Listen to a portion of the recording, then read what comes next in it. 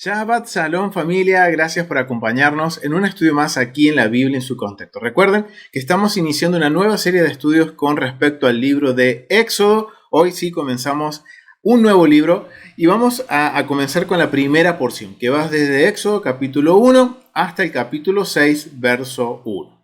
Recordamos un poquito lo que vimos la última clase cuando cerramos lo que fue el libro de Génesis. Fue un tema bastante interesante. ¿Qué les pareció, familia? Pueden dejar sus comentarios y si no lo has visto, te invito a que vayas, lo veas, porque fue un tema que muchas veces pasa por alto para nosotros la audiencia moderna. ¿Por qué? Porque muchas veces no prestamos atención al texto. No nos damos cuenta que hay una estrategia, y estuvimos hablando justamente en ese estudio sobre estrategias literarias, recursos que usa el narrador, y en este caso es Moisés quien escribe el libro de Génesis, Éxodo, Número, Levítico, Deuteronomio. O sea, quien escribe el Pentateuco es Moisés. Y Moisés, a la hora de relatar las historias bíblicas, él va a usar algunos recursos que tienen que ver más que nada con el llamar la atención a la persona, a la audiencia original, de poder traer también un mensaje o poder expresar su intención a la hora de realizar la narrativa. Y eso fue bastante interesante ver cómo pudimos aplicarlo en el libro de Génesis. Quiero aprovechar esta oportunidad, familia, de que estamos iniciando un nuevo libro para marcar un precedente o más que nada que podamos considerar. Y quiero invitarte a considerar usar una herramienta o herramientas que nos ayuden no solo a comprender el contexto cultural, sino que también que nos ayudan a entender el texto. Esto es algo que aplica no solamente en la Biblia, sino que también va a aplicar a nivel académico. Muchos académicos usan estas herramientas para poder comprender lo que es la intención del narrador. Y estos textos o estas herramientas, se van a usar en textos de toda índole. En historias reales, en novelas, en los textos bíblicos, porque vendrían a ser como la base para poder entender la narrativa, los textos, una literatura, ¿ok? Entonces, me gustaría que primero vamos a conocer la metodología de estudio. Obviamente aquellos que ya vienen hace un tiempito estudiando con nosotros ya saben de qué metodología estamos hablando, y si no, para aquellos que recién están viendo estos primeros estudios, están empezando a estudiar lo que es el Pentateuco, están aprendiendo un poquito más sobre el contexto cultural, quiero invitarlos a que consideren también esta metodología de estudio. Esta metodología de estudio es la metodología que he aprendido de mi maestro Rico Cortés, la cual es de gran bendición, ha sido de gran bendición para mí en lo personal, porque me ha dado una estructura, me ha dado un orden para estudiar y poder comprender el texto bíblico, en donde vamos a tener dos metodologías. Una que es la de las esferas que vemos aquí arriba. Estos son temas que podemos ver que están presentes desde Génesis hasta Apocalipsis. Recuerden, esto es una herramienta. Esto obviamente puede haber otros temas, pero bueno, estos son algunos temas que son de fácil comprensión y de fácil identificación en el texto bíblico, siempre y cuando yo tenga una base. Y esa base la vamos a establecer a través de lo que es la escalera educativa, en donde tenemos temas como la arqueología, el contexto cultural, histórico, geográfico.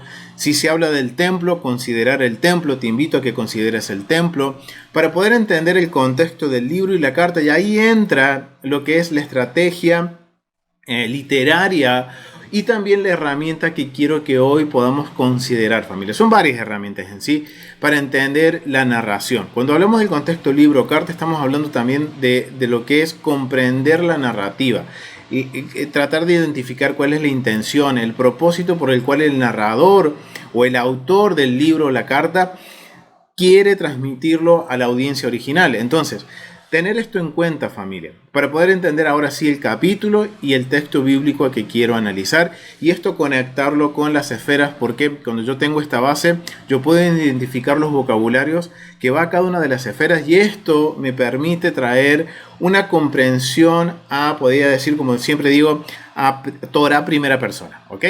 Entonces, ya conociendo la metodología, que es lo que vamos a estar desarrollando y hemos desarrollado y seguiremos desarrollando en la Biblia en su contexto en cada uno de nuestros estudios, para poder tener un orden. Y ustedes se preguntarán por qué es importante.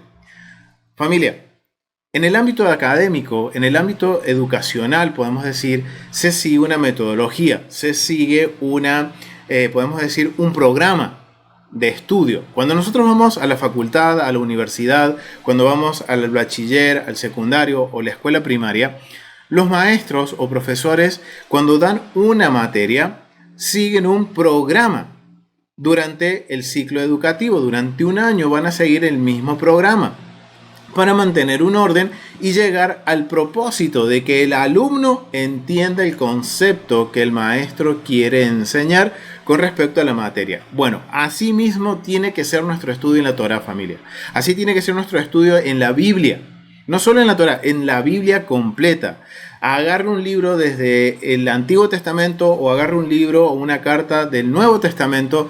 Tengo que tener un programa, un método de estudio, una metodología. Familia, esto aplica en la educación secular, también va a funcionar en lo que es la educación bíblica, familia. Entonces, por eso es importante y por eso quisiera que pudiéramos considerar usar una herramienta o varias herramientas con respecto al texto bíblico. Obviamente, tenemos que conocer el contexto cultural, histórico, geográfico, la arqueología, o sea, eso es importante, sí, y es la base. Una vez que yo tengo esa información, ahora yo tengo que establecer herramientas para entender la narración.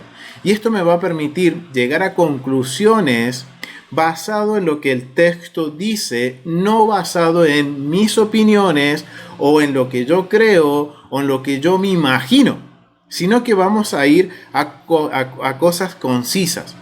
Si ustedes se dan cuenta, nosotros siempre vamos a cosas concisas, que podemos validar, que podemos comprobar. Y por eso quiero invitarte a que también no me creas nada de lo que yo digo, sino ve y valídalo. Es algo que aprendí de mi maestro y quiero también compartirlo con ustedes. No me crean, validen toda la información, familia, validen todo. Por eso yo les voy a presentar la información, los recursos, para que podamos seguir aprendiendo juntos. Recuerden, estamos en un proceso de aprendizaje, ¿ok? Entonces, vamos, ya teniendo en claro, teniendo la metodología, vamos entonces a hablar un poquito y a hacer una pequeña introducción con respecto a lo que son las herramientas de la narración. ¿Cómo podemos nosotros analizar una escritura narrativa, un texto, con herramientas que nos van a dar una base, familia? Esto es una base. Obviamente hay muchas más herramientas, se puede profundizar mucho más, pero son algunas cuestiones básicas que necesitamos nosotros comprender y tener en mente a la hora de leer la Biblia. Así que vamos acá, yo les voy a compartir un poquito de información que pude encontrar, un pequeño resumen con respecto a lo que es técnicas que se utilizan para analizar la estructura narrativa de un texto. O sea, son técnicas o herramientas que tienen un propósito. Mira, las técnicas para analizar la estructura narrativa de un texto son fundamentales para comprender cómo está construida la historia y qué elementos influyen en su desarrollo. A continuación se presentarán diversas técnicas y enfoques que pueden ser utilizados en este análisis.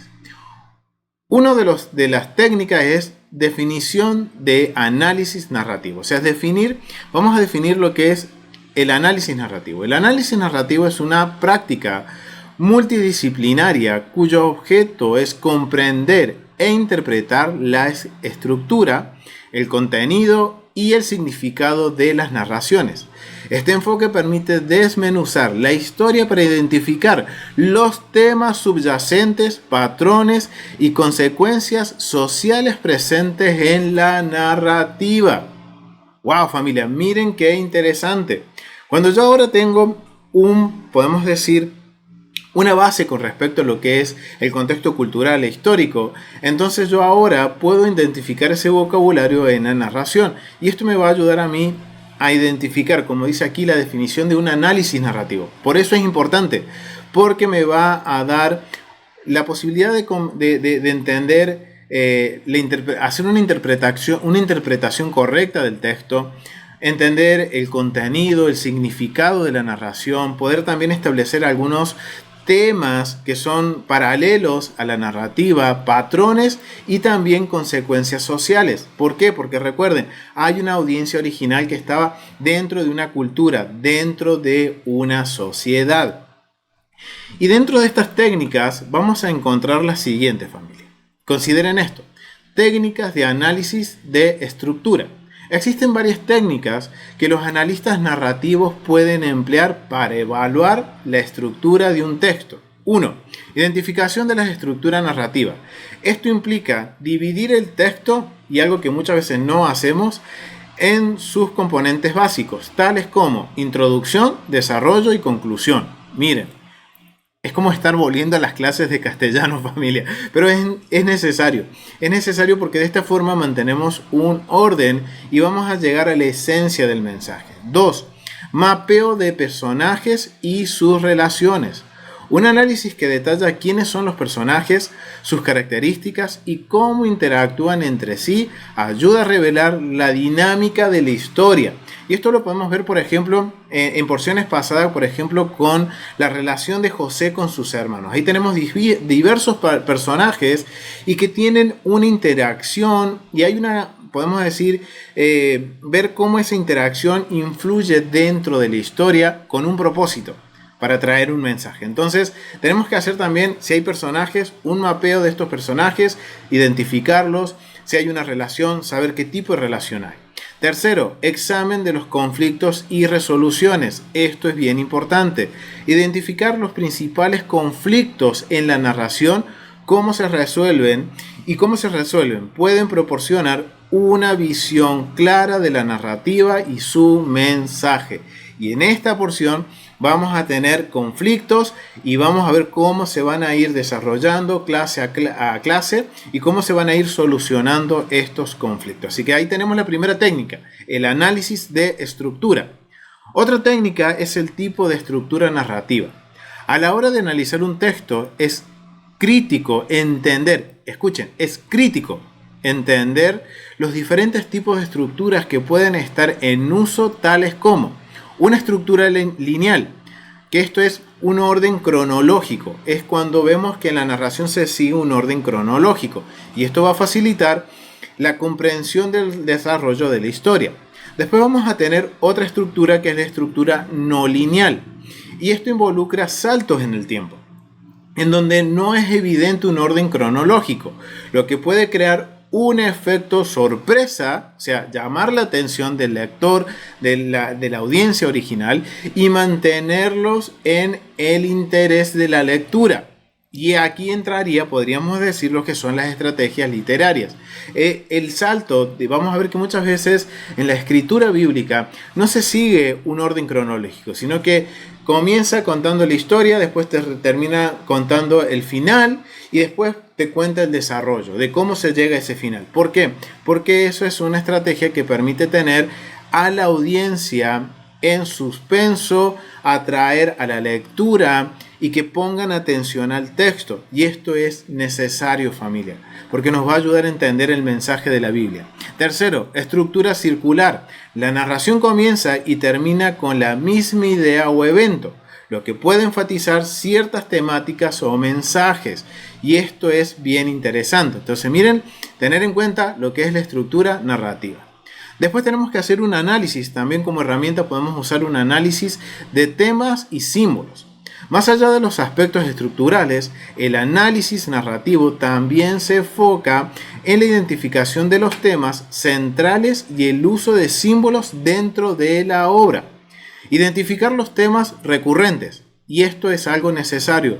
Reconocer patrones en la narrativa permite entender las intenciones del autor y el mensaje que busca transmitir con la historia. Examen de los elementos simbólicos. Analizar cómo los diferentes símbolos en el texto contribuyen a la construcción de la narrativa es crucial para comprender su profundidad. O sea, miren qué interesante, familia. Tener en cuenta los temas que son recurrentes, y vamos a ver que hay temas que van recurrentes desde Génesis a Apocalipsis.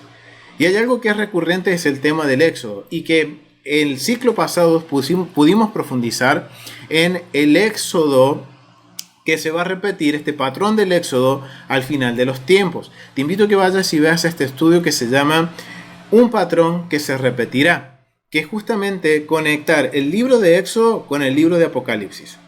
Y eso fue bien interesante porque vemos que hay temas o patrones que se van a estar repitiendo en la Biblia. Y eso es algo que tenemos que identificar.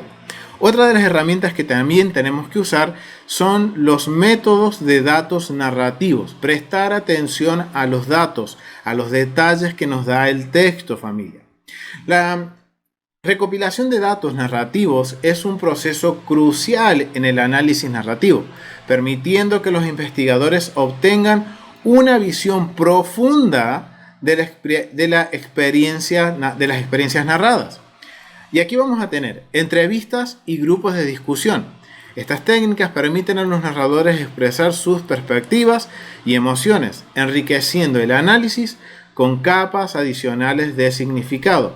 Observaciones etnográficas. A través de la observación de comportamientos, los investigadores pueden captar aspectos que no siempre son expresados verbalmente, aportando datos valiosos al análisis. Miren qué interesante, y esto es muy importante a la hora de lo que es el análisis bíblico, de poder prestar atención a los comportamientos de los personajes bíblicos. ¿Por qué? Porque esto nos va a permitir ver aspectos podemos ver también, aspectos y expresiones que no se pueden mencionar verbalmente, sino hay cuestiones como por ejemplo actitudes de los personajes o condiciones de los personajes en cuanto a su estado, a su estado de ánimo, que podemos nosotros identificarlo a través de detalles que se nos menciona en la narración. Y eso nos hace permitir también a nosotros tener una experiencia un poquito más en primera persona. Y estos son aportes valiosos para el análisis, porque esto nos ayuda a determinar cuál es la intención que tiene el autor de la narrativa. En conclusión, al seguir estos puntos, se logra un análisis literario exhaustivo que permite una comprensión más rica de la narración y su significado, tanto en su contexto original como en su relevancia contemporánea. Esto nos va a permitir usar estas herramientas, seguir esta estructura, nos va a permitir entender lo que el contexto original entiende o está comprendiendo a la hora de escuchar o leer la narrativa que Moisés está haciendo, en este caso del libro del Éxodo, y traerlo ahora nosotros como audiencia original a nuestros tiempos, traer la esencia del mensaje, ¿ok? Y esto es lo que John Walton nos trata de enseñar en esta frase. La Biblia es para nosotros, pero no fue dirigida a nosotros, ¿ok? Ahora entendemos por qué John Walton nos da esta frase, que la verdad la usamos mucho porque eso es importante a la hora de estudiar la Biblia. Recuerden, es para nosotros, pero no somos la audiencia original. Ahora nosotros tenemos que investigar, tenemos el desafío de ahora nosotros tratar de comprender cómo pensaba, cómo vivía, cómo era su cosmovisión del mundo, la teología, de lo que es la audiencia original de los libros y las cartas de la Biblia. ¿Ok? Miren qué interesante, algo que no considerábamos, que quizás ahora seguro les está trayendo el recuerdo. Sí, todo esto yo lo hacía en la escuela, cuando iba a la secundaria, al bachiller y tenía mis clases de castellano, de español o de literatura, y la profesora me daba a leer un libro y me pedía que hiciera este tipo de análisis, un ensayo con este tipo de análisis, o yo pudiera discutir con mis compañeros de aula sobre estos temas, sobre este libro. Y esto es bien interesante. Familia, si lo hacíamos en lo secular o lo hacíamos fuera del ámbito bíblico, en lo que es académico, en nuestra educación, también lo podemos hacer en la Biblia, familia. Y esto va a enriquecer mucho nuestra forma de entender la Biblia, ¿ok? Entonces, ya haciendo esta introducción, cerramos este paréntesis, que es básicamente establecer, familia, la necesidad de tener en cuenta lo que es la estructura narrativa. Como les decía en un principio, esto nos ayuda a permitir tener un orden, nos ayuda también a tratar de entender el texto de una forma fiel y concisa a lo que el texto dice y no basado en mi opinión, en lo que yo creo, sin tener una base sólida que yo pueda validarla. Entonces, familia, tengan en cuenta esto. Aquí les voy a mostrar los recursos que usé para este resumen, o sea que fueron necesarios. Básicamente estos son los recursos de donde obtuve la información para que ustedes puedan ir, validarlo y tener en cuenta y seguir profundizando. Porque recuerden, esto solamente es una base. Es como una pequeña introducción de cómo analizar un texto. Y esto aplica en todos los textos, ya sean bíblicos y no bíblicos. ¿Ok?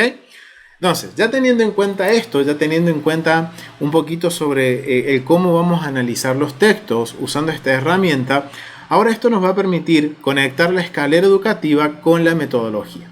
Y quiero que apliquemos esto porque hay una riqueza tan grande en lo narrativo en el capítulo 1 de Éxodo.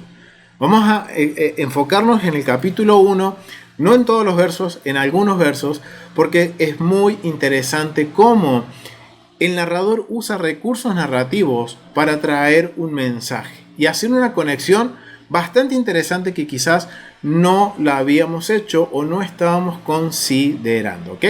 Entonces, ya conociendo la metodología que vamos a usar, las herramientas narrativas, ahora vamos a tratar de identificar el capítulo 1, vamos a aplicar todo esto al capítulo 1 y vamos a tratar de conectar el capítulo 1 con una de las esferas para entender la intención por la cual el narrador usa ciertos vocabularios que están muy ligados con otro libro de la Biblia. ¿Ok? Entonces vamos a ir al capítulo 1 de Éxodo, no de Génesis. O sea, tengo que ya cambiarme el chip, familia, de que estamos en Éxodo y vamos a ir a Éxodo capítulo 1. Vamos a ir al capítulo 1 y vamos a leer los primeros versos. Aquí hay mucha información, familia, que necesitamos comprender. Capítulo 1, verso 1 dice: estos son los nombres de los hijos de Israel que entraron en Egipto con Jacob. Cada uno entró con su familia: Rubén, Simeón, Leví, Judá, Isaacar, Zebulón, Benjamín, Dan, Naftalí, Gad y Aser. Todas las personas que le nacieron a Jacob fueron 70, y José estaba en Egipto.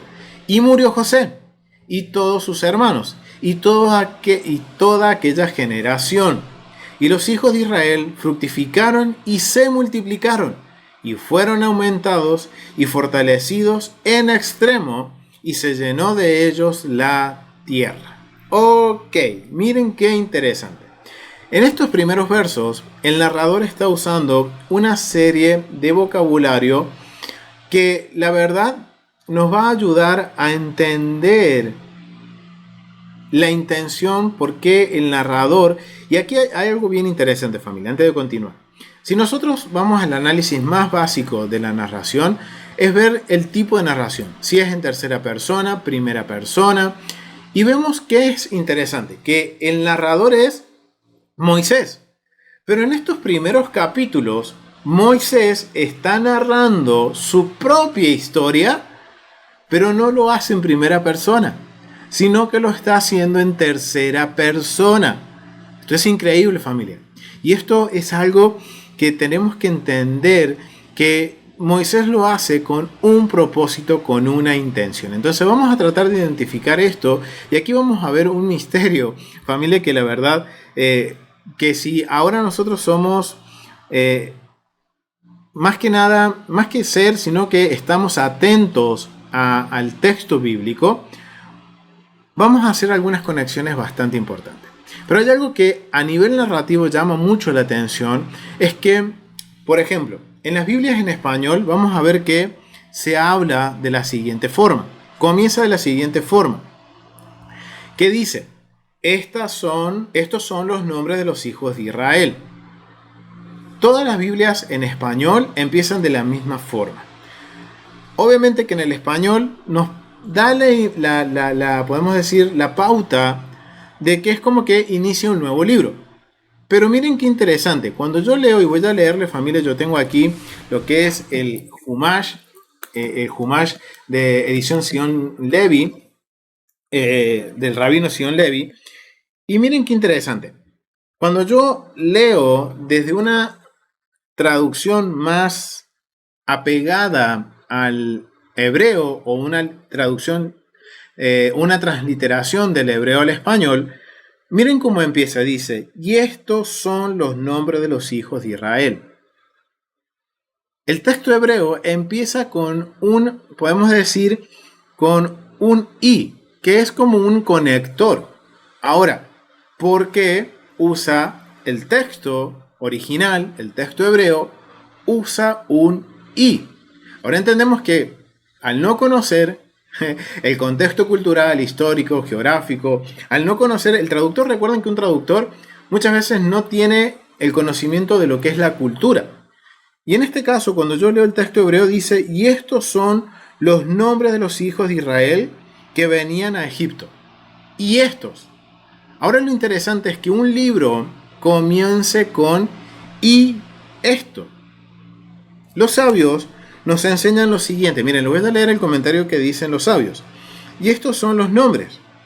El libro de Shemot o Éxodo comienza con la conjunción y, para establecer un vínculo con los capítulos finales de Bereshit. Ok, miren qué interesante.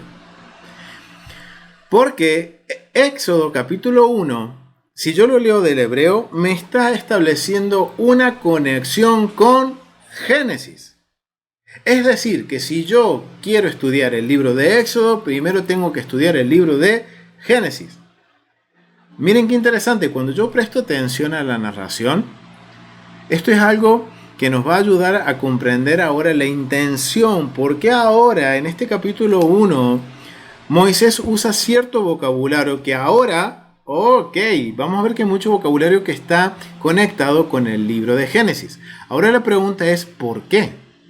¿Ustedes por qué creen, familia? Y déjenlo en los comentarios y en el chat en vivo. ¿Por qué creen que Moisés, al narrar la historia del Éxodo, en este capítulo 1 establece una conexión, y principalmente en los primeros capítulos, con esta podemos decir, esta dinámica con el faraón? Ahora, miren, este i nos va a conectar con Génesis. Ahora, pongan en los comentarios, familia, ¿por qué? ¿Por qué ustedes creen que Moisés hace esto? ¿Cuál es la intención de Moisés de conectar el libro de Éxodo con el libro de Génesis? A ver, pongan en los comentarios. Y eso es algo que vamos a nosotros a entender, porque miren, los sabios de Israel entienden, ok, que empiece el libro de Éxodo con este conector y quiere decir que hay una relación entre Génesis y Éxodo. Ahora, ¿cuál es esa relación? Y eso es lo que vamos a tratar de investigar. Y estuve buscando un poquito sobre esta conexión, algunos comentarios, y quiero compartirles este comentario que proviene del comentario aplicado de la NIV sobre Éxodo por Peter Enns. Me pareció bastante interesante porque me ayuda a entender lo que los sabios también están comprendiendo, ¿ok? Que también hace mención a esto. Así que vamos a ir al comentario y vamos a tratar de empezar a comprender esta relación entre Éxodo y el libro de Génesis. Entender por qué Moisés hace esta relación. ¿Por qué él lo está relacionando? ¿Cuál es la intención? ¿Ok? Vamos a ver de qué se trata esto.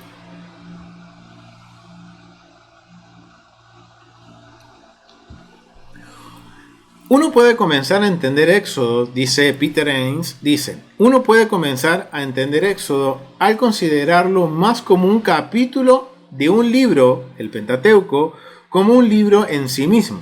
Éxodo no está destinado a leerse de manera aislada del material que lo rodea en el Pentateuco. Más bien, describe una etapa de la historia de Israel que comenzó con la creación en Génesis, capítulo 1, y termina con los israelitas situados en las fronteras de la tierra de Canaán al finalizar Deuteronomio. O sea que el libro de Éxodo hay que prestar atención a los otros libros que están alrededor. Miren, vamos a seguir leyendo. En Éxodo capítulo 1 Varios elementos remiten al lector a Génesis, lo que nos lleva a leer Éxodo a la luz de lo que ha sucedido antes. La conexión con Génesis, especialmente la creación y los patriarcas, demostrará ser un tema importante en Éxodo, por lo que vale la pena observar cómo se inicia este tema aquí. El primer elemento de este tipo es la primera palabra del libro. Y miren, aunque no se refleja en la NBI o en cualquier texto de traducción, ya sea en inglés o en español, el texto hebreo muestra que Éxodo capítulo 1, verso 1, no comienza simplemente con las palabras estos son los nombres, más bien comienza con la palabra inocua y. Esto no es un detalle insignificante, ni una búsqueda de significado donde no lo hay. Aunque la presencia del y al comienzo del libro puede parecer extraño, aquí funciona para unir Éxodo con lo que ha sucedido antes. Y recuerden que el libro de Génesis termina con la llegada de Israel a Egipto, cuando José se revela a sus hermanos y manda a traer a su padre y habitan en Gosén. O sea, es como que Peter Enns, como los sabios de Israel, entienden que ese prefijo y al comienzo del libro de Éxodo es una conexión entre los últimos sucesos del Génesis con lo que va a continuar ahora. O sea que es bien interesante esto. Vamos a seguir leyendo el comentario familia. Esto no es un detalle insignificante, ni una búsqueda de significado donde no lo hay. Aunque la presencia de Lee al comienzo del libro puede parecer extraño, aquí funciona para unir Éxodo con lo que ha sucedido antes. El libro continúa la historia comenzada en Génesis. Dios eligió a un pueblo para sí mismo y lo llevó a Egipto. Su presencia allí es una manifestación de su presencia con los patriarcas. No es un producto del azar. Este entendimiento pronto resultará muy valioso para los israelitas. O sea, esto para la audiencia original era muy importante. Y ahora entendemos por qué Moisés, al iniciar el libro de Éxodo, usa el prefijo y, porque está queriendo que la audiencia original conecte los últimos sucesos del Éxodo, del Génesis, con el Éxodo. Miren, en segundo lugar, las primeras 6 palabras, y esto es bien interesante, del capítulo 1, verso 1, son una repetición exacta de Génesis capítulo 46, verso 8, que dice, y estos son los nombres de los hijos de Israel. Es el mismo vocabulario. Las palabras son las mismas, pero los textos de los dos pasajes son diferentes. Los contextos. Los contextos de los dos pasajes son diferentes. El contexto de Génesis capítulo 46 es el traslado inmediato de los israelitas a Egipto. José acaba de revelar su identidad a sus hermanos. Ellos informan a Jacob, quien luego se prepara para ver a su hijo perdido antes de morir. Una traducción apropiada de Génesis capítulo 46, 8 sería, ahora bien, estos son los nombres de los hijos de Israel que estaban viajando. ¿Ok? En un mejor inglés, recuerden que la NIV está en inglés, sería que emprendieron el viaje a Egipto. Y después de esta declaración inicial, como también vemos en los párrafos de apertura en Éxodo capítulo 1 y en Génesis capítulo 46, verso 8 al 27, proporciona una genealogía de los que hicieron el viaje. Sin embargo, la perspectiva de Éxodo capítulo 1 en contraste con Génesis capítulo 46 verso 8 es la de mirar hacia atrás desde un contexto egipcio al evento pasado del traslado de los israelitas desde Canaán a Egipto bajo Jacob. Pero en un esfuerzo para reproducir Génesis capítulo 46 verso 8, Éxodo capítulo 1 verso 1 también utiliza el participio y, está hablando del participio y. Esta construcción gramatical es llamativa. Uno esperaría la fórmula narrativa estándar en tiempo pasado que se utiliza en todas las narrativas, en este caso en todas las narrativas, pero en el hebreo vemos que se usa el y, seguido de la forma verbal imperfecta. La repetición de Génesis capítulo 46 verso 8 y Éxodo capítulo 1:1 incluyendo el y siguiendo por la genealogía, indica una conexión clara entre ambos. Éxodo debe leerse como una continuación del pasado. Es una parte de una historia más amplia. Miren qué interesante cómo lo presenta Peter Enns. O sea, los sabios nos dicen, el prefijo i une Éxodo con Génesis. Ahora, aquí el comentarista bíblico Peter Enns nos dice, ok, no es solamente el vocabulario i que nos permite conectar ambos libros, sino que también las 6 primeras palabras del capítulo 1, verso 1, va a estar hablando sobre una conexión directa de cuando llegaron los israelitas a Egipto. Miren qué interesante, familia. Wow, o sea, vemos que hay una conexión. Ahora, ¿por qué? ¿Por qué hace esto Moisés? ¿Por qué el narrador está conectando? ¿Cuál es el propósito? ¿Qué quiere trasladar como mensaje para la audiencia original? ¿Ok? Entonces, miren qué interesante. Esto lo vemos en los primeros 6, en las 6 palabras. Ya tenemos entre la primera palabra del verso 1 y las 6 primeras palabras. O sea, ya tenemos una conexión directamente con Génesis. Ahora es interesante ver el verso 7 que dice, los hijos de Israel se fructificaron y se multiplicaron. Es decir, que aquí el autor está usando el mismo vocabulario que se usa en Génesis capítulo 1 y capítulo 2, con el primer mandamiento que Dios le da a la humanidad, que es de multiplicarse y fructificarse. Ok, otra conexión directa con Génesis.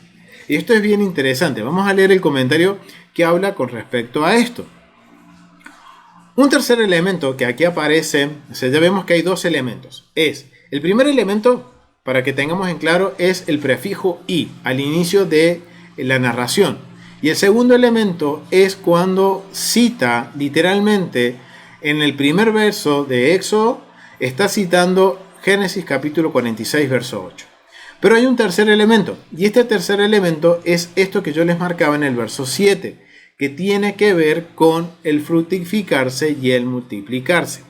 Este tercer elemento en Éxodo capítulo 1 sirve para recordar a sus lectores sobre Génesis. O sea, esto es otro énfasis que hace el autor de que hay una conexión entre Éxodo y Génesis. El lenguaje de Éxodo capítulo 1 verso 7 es lenguaje de creación, evocando el lenguaje encontrado en Génesis capítulo 1 verso 28 y en el capítulo 9 verso 1. Los israelitas se multiplicaron en gran manera y llegaron a ser muchísimos. El hebreo de Éxodo capítulo 1 verso 17 es más explícito que la NBI o cualquier traducción al español o al inglés. Los israelitas fueron fecundos y pulularon, aumentaron el número y se fortalecieron en extremo. Eso dice el texto hebreo, polular, también usado en Génesis capítulo 1 verso 21 y en Génesis capítulo 8 verso 17. Es otra descripción de lo que hacen los seres creados por Dios. Es decir, ellos se multiplicaron, se fecundaron y fueron multiplicados, llenaron la tierra. El creciente numérico de Israel en Egipto era una señal de la presencia y bendición de Dios. Miren lo que la audiencia original está entendiendo. Cuando Moisés cita estas palabras que tienen que ver con el primer mandamiento que vamos a encontrar en la Torá, la audiencia original entiende que ahí en Egipto era una señal de la presencia y la bendición de Dios. Dios, a pesar de que ellos estuvieran en exilio, y tengan en mente que la audiencia original es una audiencia que está saliendo de la esclavitud, de la opresión. Wow, ahora esto tiene más sentido porque Moisés está usando estos recursos narrativos de conectar Éxodo con Génesis, porque le está dejando en claro a la audiencia original que Dios está presente a pesar del exilio y a pesar de la opresión que ellos tenían. El Señor, el Eterno, está presente, y también la bendición de Dios. Recuerden que durante la estadía de Israel, durante muchísimos años, Israel fue próspero en Egipto, hasta lo que vamos a leer a continuación, que se levanta un nuevo faraón y ahí empieza el caos, ¿ok? Pero miren qué interesante. Esto tiene esta conexión que marca el autor, en este caso Moisés, es para que la audiencia original entienda que a pesar de su aflicción, podemos entender, como traer una comprensión a tiempos contemporáneos, es que a pesar de la opresión, de los tiempos de angustia, Dios está con nosotros. Y es algo que lo vimos en la historia de José, como a pesar de la adversidad, Dios siempre estuvo tras bambalinas, y la bendición de Dios también. O sea, vamos a continuar leyendo el comentario. Ellos, o sea, hablando de lo que es la audiencia original, como sus antepasados, estaban cumpliendo el mandato de la creación. La presencia de tal lenguaje de creación en Éxodo capítulo 1 es otra indicación de que este libro debe leerse en contexto con Génesis. La conexión entre el Éxodo, la liberación, y Génesis, la creación, se volverá más explícita más adelante en el libro con las plagas, el cruce del mar. Anticipando esas discusiones, Dios liberará a los israelitas de la esclavitud, desatando las fuerzas de la creación contra los egipcios. ¡Wow, familia! Ahora entendemos la conexión. Cuando yo hago este análisis literario del vocabulario y presto atención al detalle del texto, podemos ver que podemos realizar una conexión con Génesis y la intención. Y ahora esto nos va a poder también permitir entender todos los acontecimientos que van a venir con respecto a las plagas y a la forma en la cual Dios libera a su pueblo de la opresión. Y tiene que ver con este proceso creativo, es decir, familia, estamos marcando un precedente. Ahora van a entender el por qué marcamos un patrón que se repetirá en el estudio del ciclo pasado. Porque tiene que ver con esto de las conexiones literarias. Hoy estamos yendo un poquito más profundo de lo que vimos en el ciclo pasado. Ahora vamos a entender cómo este proceso creativo que el Eterno hace desde Génesis capítulo 1 se va repitiendo a lo largo de la historia hasta el final de los tiempos. Ahora entendemos por qué este mensaje también es para nosotros. Porque todo lo que va a suceder en el Éxodo va a repetirse cuando leemos el libro de Apocalipsis en el final de los tiempos. Cuando Dios disponga todo para crear de nuevo todas las cosas como en el principio. O sea que ya estamos identificando desde el primer capítulo de Éxodo que el libro de Éxodo va a tener una conexión directa con la esfera de nueva creación, que va a ser un patrón de caos y orden, donde el Eterno establece un orden que es una creación perfecta, que por nuestra culpa entra en caos, y esto va a ser un proceso que va a ir hasta el final de los tiempos, en donde vemos que al final de los tiempos el Eterno va a permitir que toda la humanidad vuelva a su estado original. Génesis capítulo 1 y capítulo 2, perdón. O sea, wow, miren qué interesante, familia, ver cómo al prestar atención a estos detalles podemos nosotros ahora entender la intención por el cual Moisés está usando estos vocabularios. Interesante, ¿no? Quizás no considerábamos esto. Ahora estamos yendo más profundo o estamos tratando de prestar atención a estos detalles que son significativos para la audiencia original y que quizás para nosotros pasan por alto. Y por eso los estamos considerando. ¿Ok? Vamos a ir ahora sí vamos a continuar con el relato bíblico.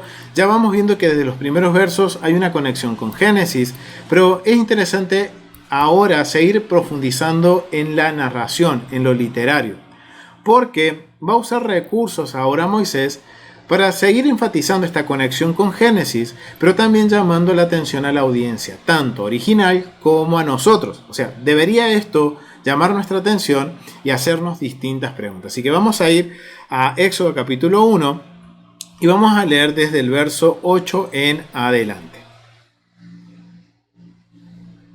Vamos a leer el verso 8 y dice: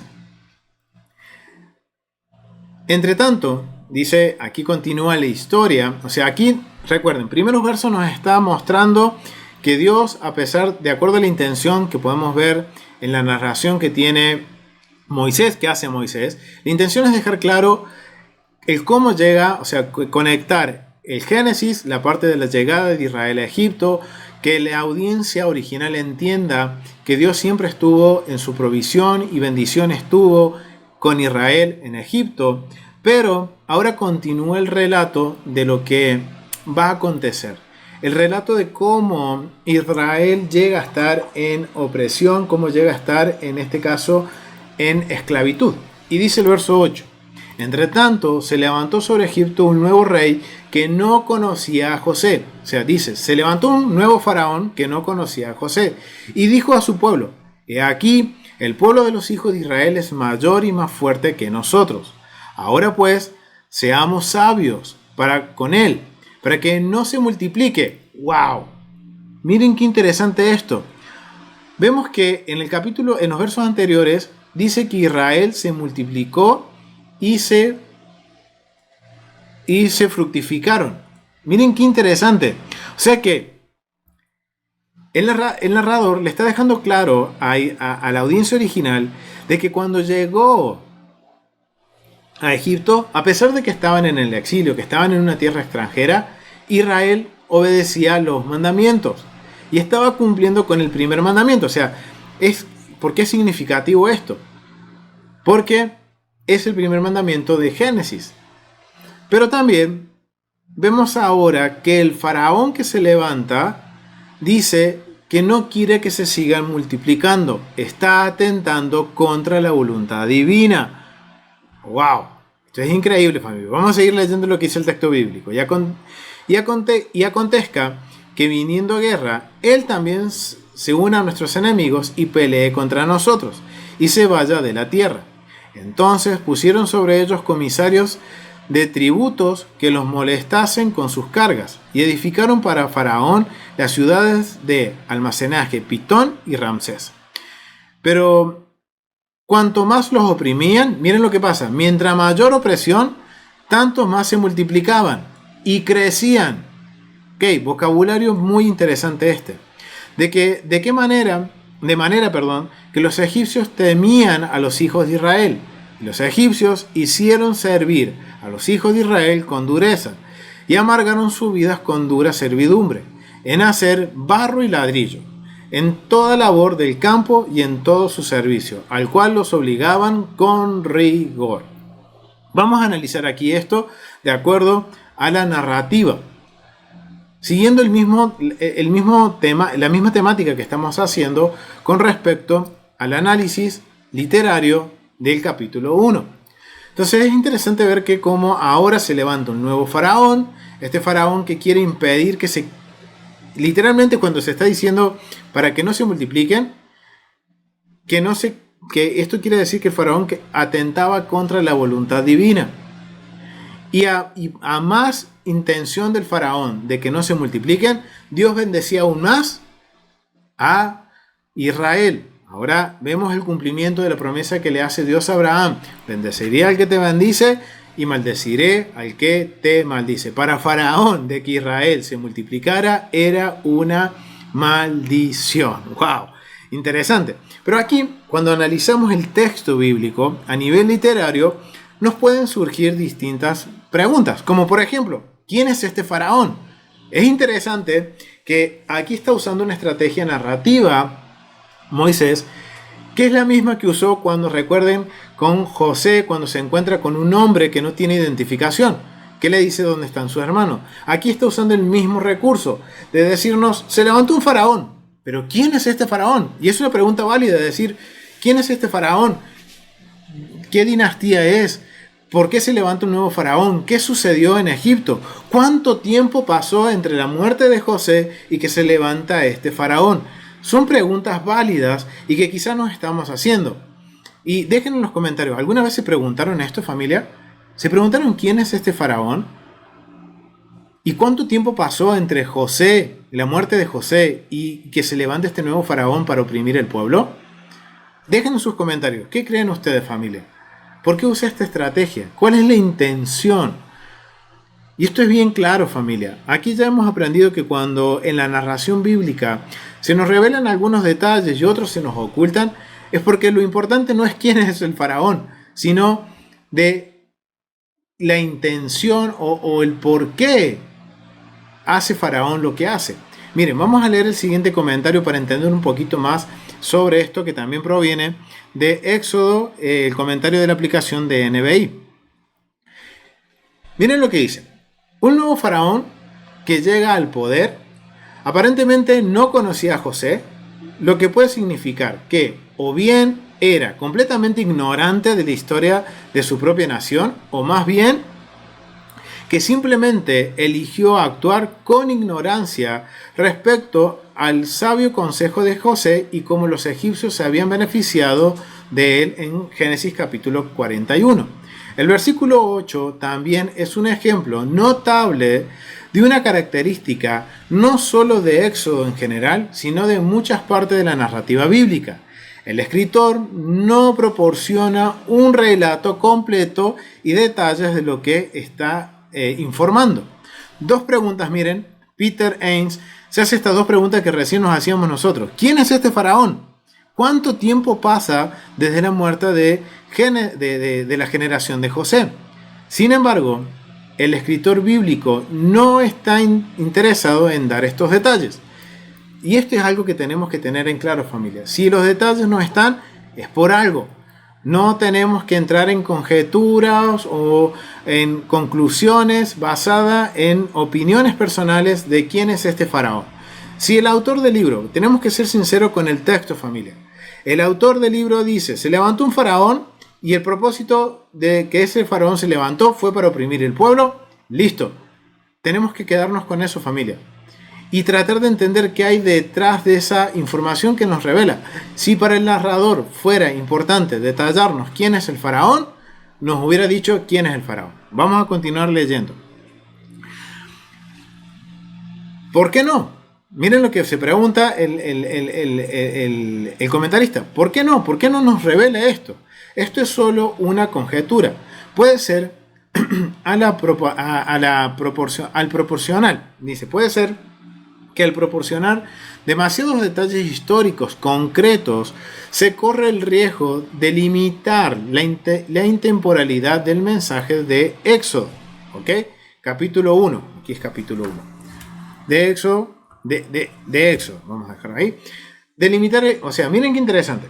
Y esto es una conjetura que hace el comentarista, porque si se pone un nombre al faraón, ya estamos limitando el mensaje solamente a esa generación. La intención que podemos ver, y que obviamente la Biblia tiene esta intención, la narración bíblica, que sea tanto un mensaje para la audiencia original como también para la audiencia moderna, para nosotros. Entonces, se corre el riesgo, si se pone el nombre de faraón y se dan estos detalles, o más detalles de lo que se está revelando en la escritura, se corre el riesgo muy probablemente de que se pierde la intemporalidad, o sea que sea un mensaje que trascienda el tiempo. Aunque entonces uno debe explicar por qué el escritor bíblico, si elige ser específico en otros lugares, por ejemplo, los nombres de las ciudades de almacenamiento en Levítico 11, o sea, eso es algo que va a ser una dinámica en esto, familia.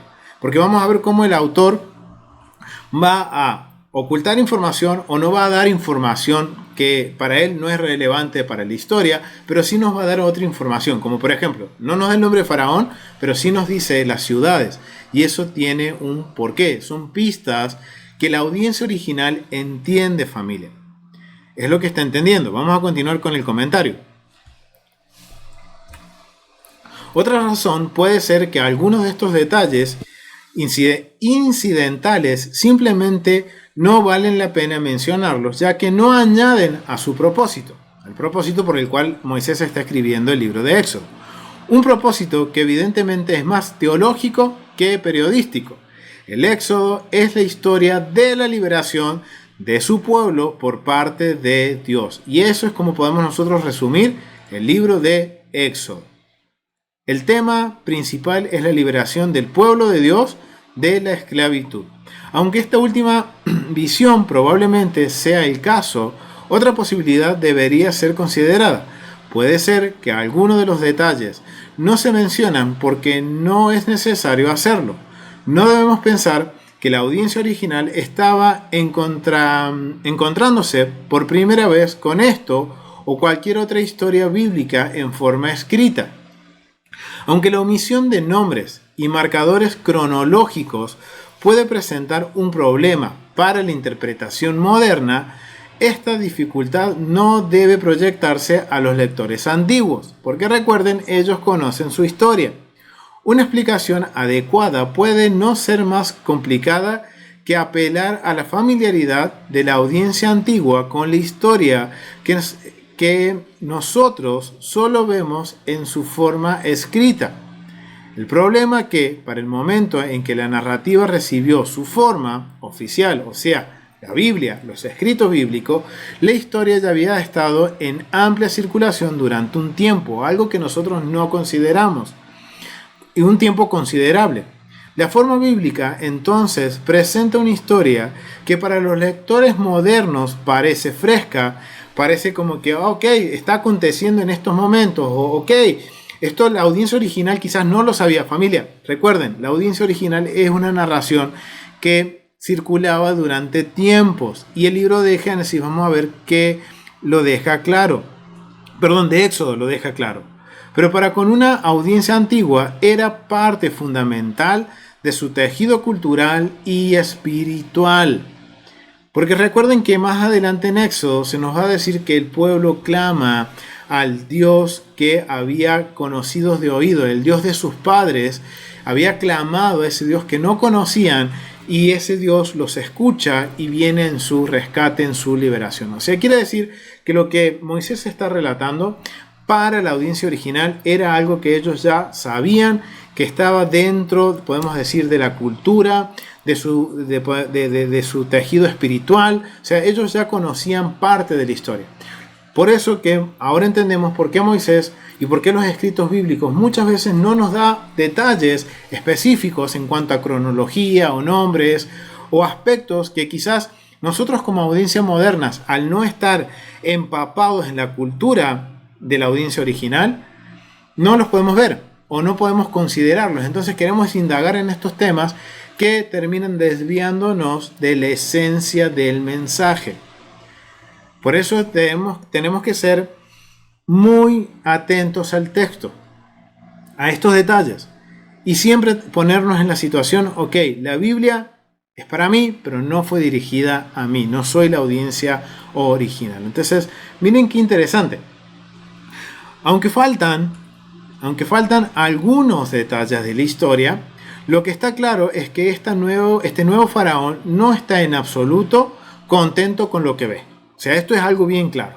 Lo que preocupa es el creciente número de israelitas, y esta es la preocupación de Faraón, que ve que el pueblo es multiplicado, se multiplica, que en bendición se multiplicaba, y aún más la preocupación aumenta para Faraón cuando, a pesar de la opresión, el pueblo se sigue multiplicando. En otras palabras, el faraón se opone al cumplimiento En otras palabras, el faraón se opone al cumplimiento del mandato de la creación de ser fructíferos y multiplicarse.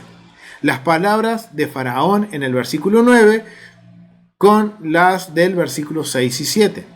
En este sentido, el faraón representa no solo una fuerza hostil contra el pueblo de Dios al esclavizarlos, sino una fuerza hostil contra el propio Dios, quien desea que su pueblo se multiplique.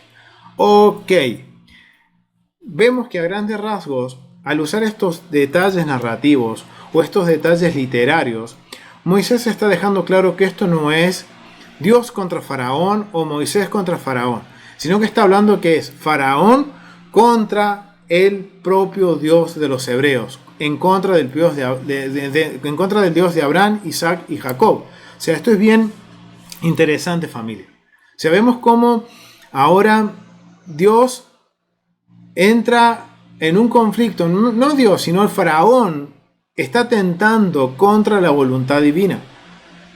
Y ahora entendemos por qué se aclara tantas veces que, obviamente, cuando Israel estuvo en Egipto, fue fructífero y se multiplicó.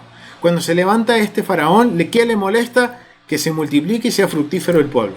Y esto termina siendo un gran dolor de cabeza para el Faraón, y este Faraón va a llevar adelante 3 medidas muy interesantes que están relacionadas con esto, de ir en contra del proceso creativo de Dios. Y esto es bien interesante, porque en el verso 13 dice que los egipcios hicieron servir a los hijos de Israel con durezas. O sea, los hijos de Israel fueron esclavos. Y esto es algo que nos aclara, familia, que esto no se trata de una batalla entre Israel y Faraón, o entre Moisés y Faraón, sino más bien que es entre Faraón y Dios. El rey de Egipto se va a oponer a la figura, va a ser esa figura anti Dios, anti la voluntad divina, que se va a oponer a la voluntad divina. Y la esclavitud va a ser una de esas 3 soluciones por las cuales el Faraón intenta mantener el número de los israelitas en un número manejable, suficiente para un trabajo forzado, pero no tanto como para que ellos puedan rebelarse.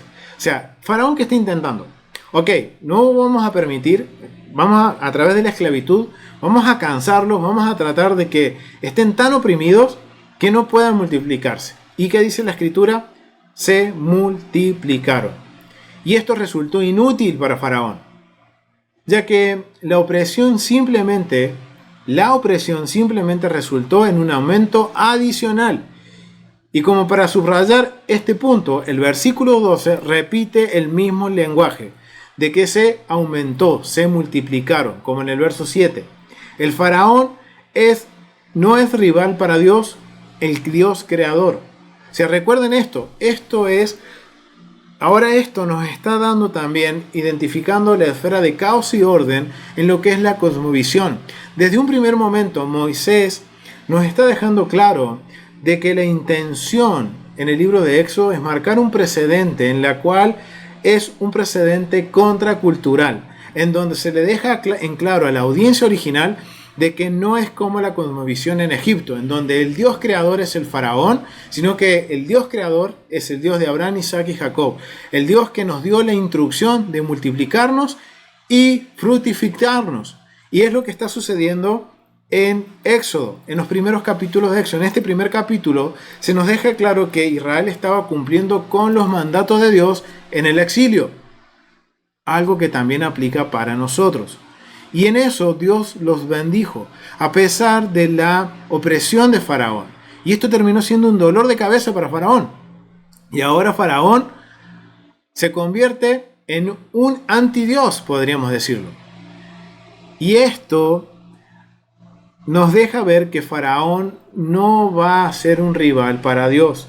Cuando seguimos leyendo lo que es la narración bíblica, por ejemplo, cuando llegamos a lo que es las plagas, y así sucesivamente, hasta llegar a la liberación del pueblo de Dios de Egipto, de la esclavitud, de la opresión, de este Faraón, que no sabemos su nombre, y no tampoco sabemos cuánto tiempo pasó entre José, la muerte de José, y Faraón. Podemos decir que quizás aproximadamente, haciendo algunos cálculos a grandes rasgos, fueron aproximadamente 80 años. Pero no es algo a ciencia cierta que lo podamos determinar. ¿Por qué? Porque lo importante es ver que en este caso el mensaje es que entiende Israel de que el Dios de la creación, si uno lo obedece, Él nos bendecirá. a pesar de todas las adversidades, de que quizás se levante un sistema de gobierno como el de Faraón y nos oprima, Dios, si nosotros nos mantenemos fiel a su voluntad, a su palabra, a sus mandamientos, estatutos y decretos, como así se lo dijo a Abraham, Dios bendecirá a su pueblo. Entonces, ese es algo que podemos traer, un mensaje contemporáneo a través de esta conexión que está haciendo Moisés con el libro de Génesis y el libro de Éxodo. Entonces vemos que la primera medida que usa el faraón es la opresión, la esclavitud. La segunda medida que va a usar el faraón va a ser el verso número 15, que dice: y habló el rey de Egipto a las parteras. Ahora, vio que a través de esclavitud no pudo contener que Israel se multiplicara. Entonces, ¿qué dice?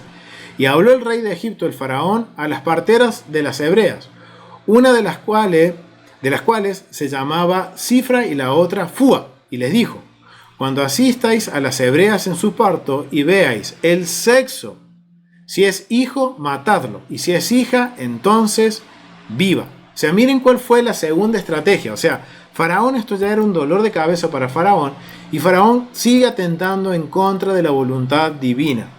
Aunque el sistema vaya en contra de la voluntad divina, el pueblo de Dios debe permanecer firme al pacto que hizo con Abraham, Isaac y Jacob. Y aquí vemos cómo el faraón acude a las parteras, y las parteras que hacen, tuvieron, dice en el verso 17, temieron a Dios y no hicieron lo que el faraón de Egipto les ordenó, sino que preservaron la vida de los niños. Y por esto, porque ahora entendemos por qué fueron prosperadas las parteras, porque ellas no atentaron contra la voluntad divina, el mandato de Dios para su pueblo. Pero Faraón fue maldecido. Fue maldecido porque atentó una vez más con esto, familia. Atentó con esto de que a través de las parteras buscar atentar contra la voluntad divina. Esto también resulta inútil. Vamos a ver que esto también va a resultar inútil, e incluso trae, como les decía recién, bendición a las parteras. Irónicamente, son bendecidas por lo mismo que el faraón les pidió ayudar para prevenir el aumento de la población. O sea, lo que el faraón quiso maldecir al pueblo, eso mismo Dios lo usa a través de las parteras para bendecir a las parteras y al pueblo, perdón. A las parteras y al pueblo. ¡Wow! Esa es la segunda solución que no tiene, podemos decir, efecto, sino que hace que se sigan multiplicando. Y por ende va a tener un tercer edicto el faraón, que está en el verso 22, que dice: entonces Faraón mandó a todo su pueblo, viendo que lo primero que intentó no funcionó, lo segundo que intentó de que las parteras mataran a los niños no funcionó. Entonces ahora, ¿qué le dice a todo el pueblo? Diciendo: echad al río a todos los hijos que nazcan, o sea, los hijos varones, y dejar preservar la vida a todas las mujeres. Aquí es bien interesante porque vemos cómo en esta solución final, que cree que es final el faraón, es el asesinato de todos los niños varones, arrojándolos al río Nilo. Miren, esto es bien interesante. Es bien interesante porque miren lo que podemos llegar a estas conclusiones. La solución final es el asesinato de todos los niños varones, arrojándolos al Nilo. Así, lo que para los egipcios es una forma que da vida, si el Nilo, recuerden, es lo que da vida, se pretende como un instrumento de muerte para los israelitas. La importancia de este acto, tanto para la futura destrucción de Egipto como para la liberación de Israel, no puede ser subestimada. El agua jugará un papel central en el cierre de esta lucha. ¿Por qué? Porque vemos que a través de las aguas, Egipto fue juzgado, ya sea tanto en las plagas como también cuando Israel cruza el mar de los juncos. En consecuencia, en un proceso conciso, el escrito no nos dice nada de lo que sucede después de la promulgación de este insidioso decreto. Su única preocupación es mover la narrativa. Miren qué interesante lo que entiende el comentarista que sucede con esto. O sea, a nivel narrativo, esto, obviamente, si nosotros analizamos, familia, vamos a ver que no se nos da mucha información. Solo se nos dice que Faraón da esta instrucción y que mataban a los niños, procuraban los egipcios matar a los niños ahogándolos en el río Nilo. Y ahí ahora hay una transición en donde el énfasis no es plural en el pueblo, sino que ahora narrativamente se hace podemos decir, un traslado de la historia o del tema de la historia a la vida de Moisés. Pero recuerden, es Moisés quien está narrando su propia historia. Lo normal hubiera sido que él hablara en primera persona, pero es interesante ver cómo él está hablando en tercera persona, contando su historia desde afuera, siendo él un factor externo en la narración. Entonces miren, esto es algo interesante, en donde ahora la preocupación de la narrativa, o sea, vemos como que va de lo plural, o sea, del pueblo, ahora la preocupación se mueve hacia Moisés y su escape. Sin embargo, es evidente que o muchos otros niños varones también escaparon, o más probablemente que el decreto finalmente fue rescindido. ¿Por qué? Porque vemos que Israel se sigue multiplicando, ya que Moisés no fue el único varón de su generación en sobrevivir. La existencia de descendencia masculina se asume a lo largo de Éxodo capítulo 1 al capítulo 14.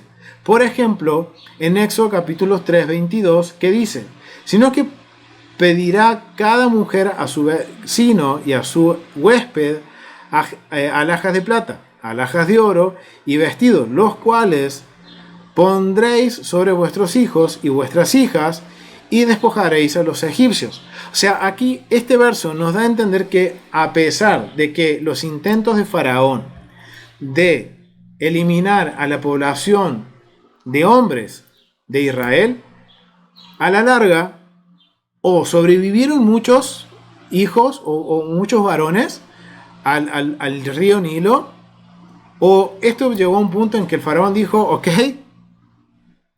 no podemos seguir así, se da de baja este decreto, se anula este decreto.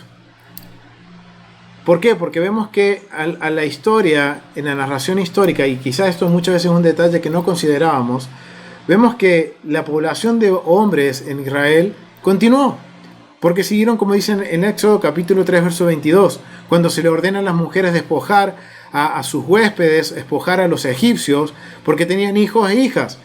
Y cuando sale Israel de Egipto, vamos a ver que es una multitud mixta, que salen hombres, mujeres, hasta ciudadanos de otros países salen conjuntamente con Israel. Sin embargo, el texto no nos da información sobre las amplias ramificaciones de este decreto. O sea, no nos da mucho más, solo nos dice que Faraón hizo este decreto.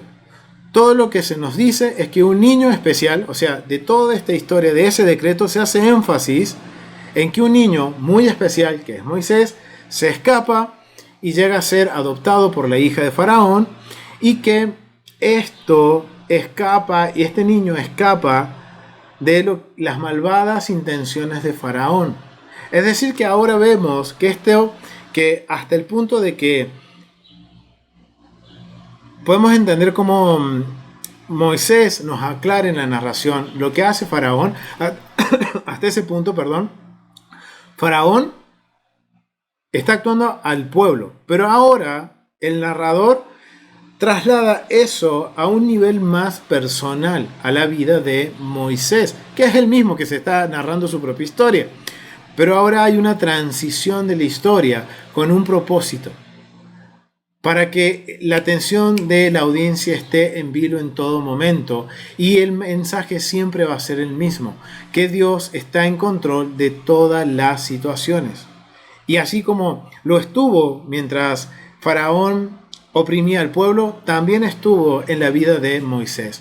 Y después vuelve el relato cuando Moisés regresa a Egipto. El relato vuelve ahora a ser plural, a incluir a todo el pueblo en el proceso de la liberación en manos de Moisés, guiado por Elohim, guiado por Dios. ¡Wow, familia! Miren qué interesante. Miren, cuando nosotros prestamos atención a todos estos detalles literarios, hoy podemos determinar que hay un patrón que se va a repetir. Ahora entendemos por qué. Porque el texto mismo nos está conectando el patrón del éxodo y la liberación de Egipto con la creación.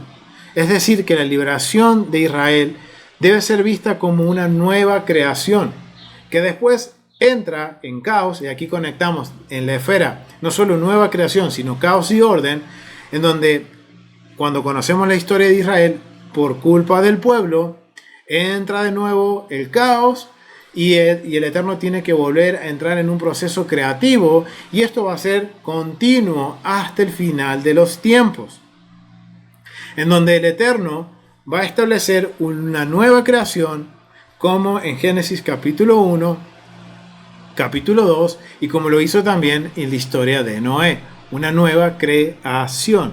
Ese es el concepto de nueva creación. Y como vemos, esto no se trata de una lucha entre Faraón y Dios. Perdón, entre Faraón y Moisés, sino que es entre Faraón y Dios. En donde el Faraón ahora se convierte en ese agente que trae el caos. En donde más adelante vamos a ver que ese agente es el mismo pueblo cuando desobedece los mandamientos de Dios.